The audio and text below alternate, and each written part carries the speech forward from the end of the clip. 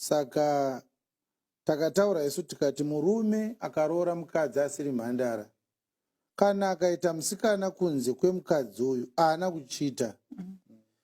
Because anogona kungosimuka oti ndiri kutsvaga mhandara. Handina kukuchita mudzimai wangu, ndiri kutsvaga chii? Mhandara. Ndiri kutsvaga mhandara. Handi tinozoti hari yedu poto yedu takaitenga ichibvinza. Yaibvinza kapoto yedu musi wayakauya. Ndiri kutsvaga isina maburi. Isingade kunamwa nechingwa pese patoda kuibikisa.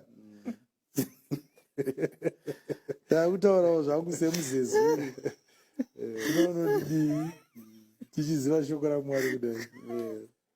Yakauya poto ichibvinza. Pamwe pacho paitoonekwa kuti pakamboitwa mutobvo pakaboka futi. Saka patechida kubika pese totanga tatora pisi yechingwa tomona kabhora so totsindira. Oh my God.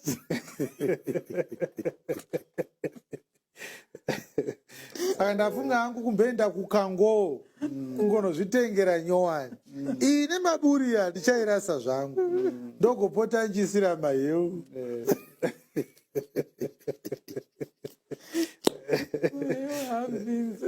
Maheu habvinze. Kozani masadza. Zovharana mukati imomo.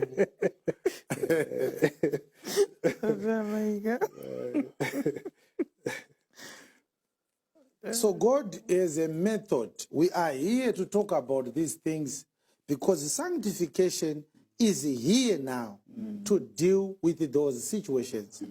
If we have a daughter right now in the house who was defiled before she got married, she needs sanctification and rehabilitation.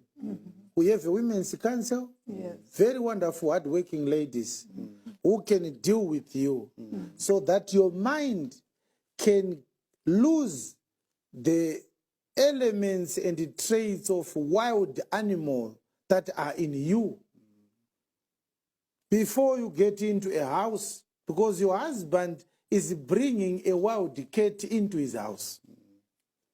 If he marries a used woman, according to scripture, Jephthah was kicked out of his father's house. Yes. And so we read Judges chapter 11 to show you that God never condemned the sons of Gilead. They were right.